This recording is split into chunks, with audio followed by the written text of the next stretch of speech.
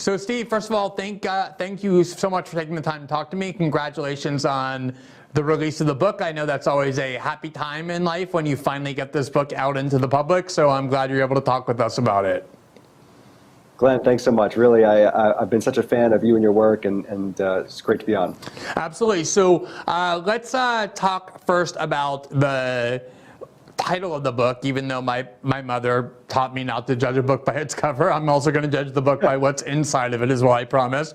But the title of the book is Uncovered: How the Media Got Cozy with Power, Abandoned Its Principles, and Lost the People. And this phrase, how the media got cozy with the people, I remember back when I first started writing about politics in 2005, 2006, that was a time when, at least as I perceived it, the media was very cozy with, say, the intelligence community that was supporting the war on terror. I think some people have forgotten the critical role the New York Times played in helping the Bush administration sell the war to people, the war in Iraq, based on a lot of the falsehoods emanating from the government. My critique back then was that the press was far too cozy with power, especially the security state.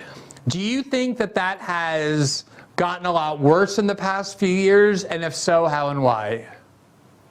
I do. I think that there were absolutely valid critiques of the media back then for decades. I mean, I described the Acela media that's based in New York and DC, and by extension of just the pure geographic nature of the media, so much of that we see is this coziness between, you know, the people in elite positions on the government side, on business, and the people in the media, the people that are supposed to cover them and be a check on power in support of the people. Instead, they become part of the powerful. Even the ones that are not, you know, it's like it's not clear exactly the connection. You know, they might just be on the sidelines of their kid's soccer game, and then they're connected in some way. So I absolutely think it's been a problem for decades, but I do think it's also gotten worse, partially because of the incentive structure that we've seen change and shift over time.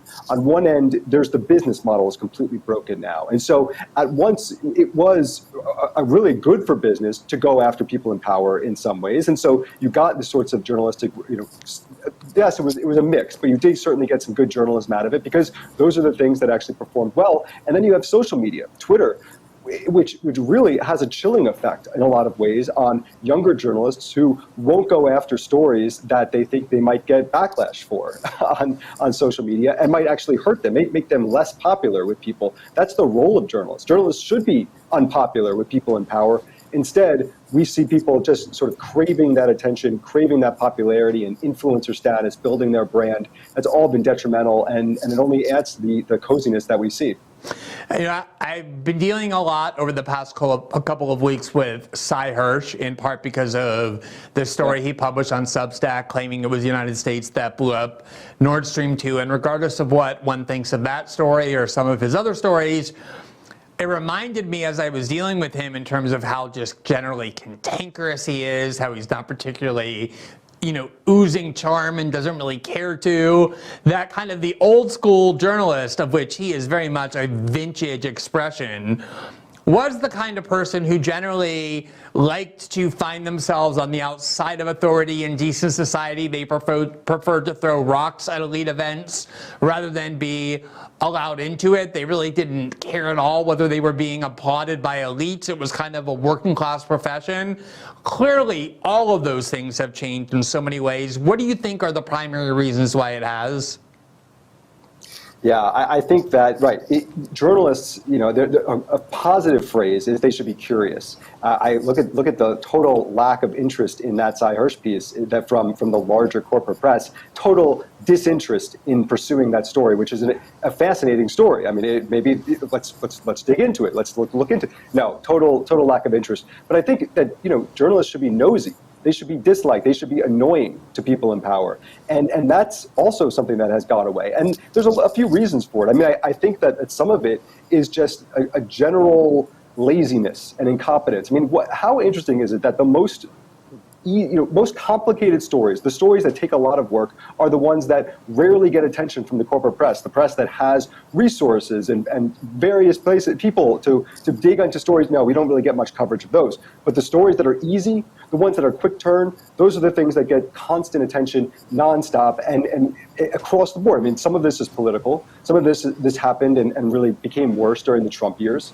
because all of a sudden it's good for business when you spend your time spending every waking moment 24/7 talking about Donald Trump as if it's this big giant existential threat, ignoring any other story.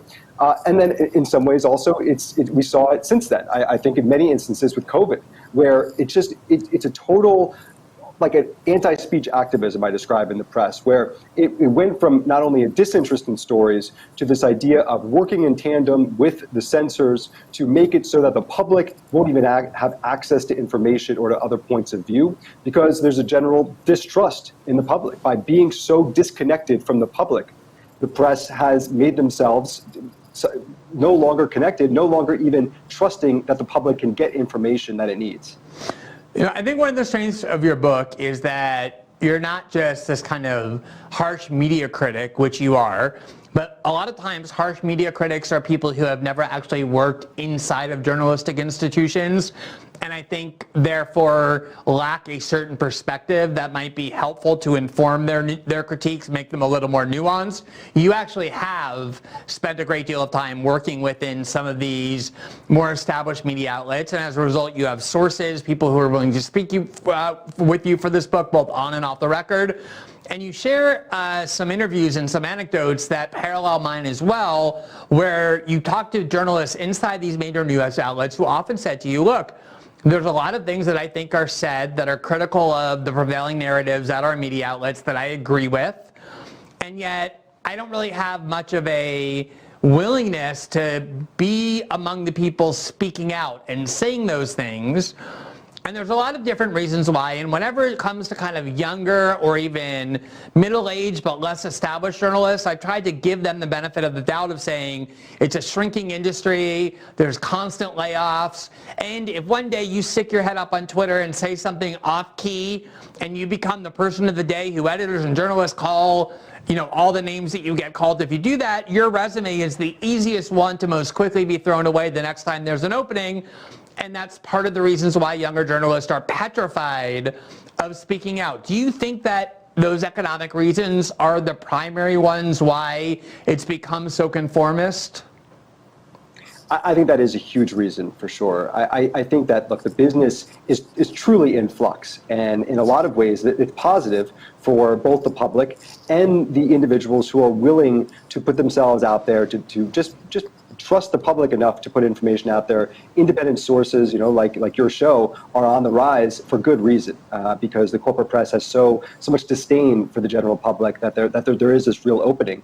At the same time, I like, as you say, I was in these newsrooms. I actually, one of the impetuses for this book was that in 2018, after seeing just how totally just off the reservation the larger establishment press went after Trump won election, shocked them in November 2016, and then what we saw in 2017 with the coverage, I kind of laid out an idea of sort of a 3-page pitch to them about, here's how you can kind of reconnect, maybe fix some of the blind spots. And I went and I called in all my favors. I talked to executives at CNN, CBS, ABC, across the board, tried to sell them on this idea. And generally, there was a lack of real introspection or interest in this. And it's too bad. But I think this ultimately became what the book was, which is, here's all the ways that this went off the rails over the last few years. And at least if we could just lay all the cards on the table face up, anyone who's reading it, anyone in the public can be on the same page. And then we don't need the gatekeepers anymore. We don't need the corporate press. And we don't need the people who I think really are showing a bit of cowardice, whether it's the younger generation, whether it's their editors who just give in to the mob, that we don't need them to necessarily change their ways to get the information that we need.